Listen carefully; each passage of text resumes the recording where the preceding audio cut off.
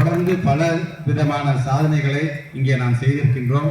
நான் எப்போதும் சொல்வது போலதான், ஒரு கிராமம் ஒரு பகுதி என்று சொன்னால் அங்க தேவைப்படுகின்ற ஒரு சீரணி அரங்கமாக இருந்தாலும், சமுதாய கூடமாக இருந்தாலும், அங்கே இருக்கின்ற பள்ளிக்கூடங்களுக்கு தேவைப்படுகின்ற கழிவறை வசதியாக இருந்தாலும், அல்லது வகுப்பறைகளாக இருந்தாலும், அந்த பகுதிக்கு தேவைப்படுகின்ற இளைய சமுதாயத்திற்கான விளையாட்டு திறனை மேம்படுத்துவதாக இருந்தாலும், நீண்ட நாள் பிரச்சனையாக இருக்கின்ற பட்டா பிரச்சனையை தீர்த்து வைப்பதாக இருந்தாலும், ஒட்டுமொத்தமாக தமிழ்நாட்டிலேயே அரசாங்கத்தால் கட்டப்பட்ட 2வது ஜல்லிக்கட்டு மைதானத்தை கொண்டிருக்கின்ற நம்முடைய திருவள்ளூர் தொகுதி என்கின்ற பெருமையை பெற்றதாக இருந்தாலும் சரி, அதே போன்று ஒட்டுமொத்தமாக தமிழ்நாட்டிலே கட்டப்பட்ட 6 மாதிரி பள்ளிகளில் முதல் பள்ளியாக நம்முடைய துவாக்குடி நகரத்தில் நம்முடைய தமிழ்நாட்டுடைய முதலமைச்சரை வந்து திறந்து வைத்ததாக இருந்தாலும் சரி, இப்படி ஒவ்வொன்றும் நம்முடைய தொகுதி சார்ந்து பல சாதனைகள் செய்திருக்கின்றோம். கட்டப்படுகின்ற அந்த கட்டை கொடுத்து அந்த ரேஷன் கடையாக இருந்தாலும், அங்கன்வாடியாக இருந்தாலும், OHT டேங்காக இருந்தாலும், சாலை வசதிகளாக இருந்தாலும், அங்கே தேவைப்படுகின்ற பேருந்து வசதிகளாக இருந்தாலும், பஸ் ஷெல்டராக இருந்தாலும், இப்படி ஒரு கிராமத்துக்கு என்னென்ன தேவையோ அதை முழுமையாக நாங்கள் செய்திருக்கிறோம்.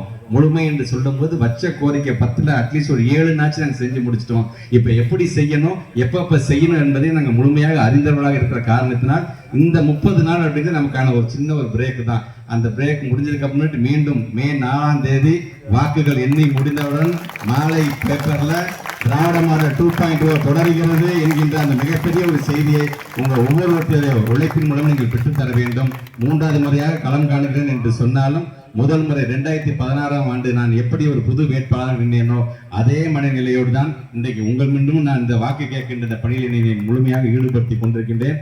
ஆக வருகை தந்திருக்க நீங்கள் மீண்டும் 3வது முறை என்று சொல்லும் பொழுது, நம்முடைய தமிழ்நாட்டுடைய முதலமைச்சர் நம் தலைவர் என்ன நம்பி இல்ல, உங்களை நம்பி இன்னைக்கு இதை ஒப்படைச்சிருக்காரு. கூட்டணி பலத்தை நம்பி என்னை மீண்டும் உங்களிடம் ஒப்படைத்திருக்கிறார் என்றுதான் நான் சொல்வேன். ஆக அந்த விதத்தில் வருகின்ற தேர்தலில் இன்றிலிருந்து 23 நாட்களும் தொடர்ந்து நீங்கள் உங்களுடைய உழைப்பை நீங்கள் தந்திட வேண்டும் என்று நான் உங்களை எல்லாம் பணிவன்போடு நான் கேட்டுக்கொள்ள கடமைப்பட்டிருக்கின்றேன்.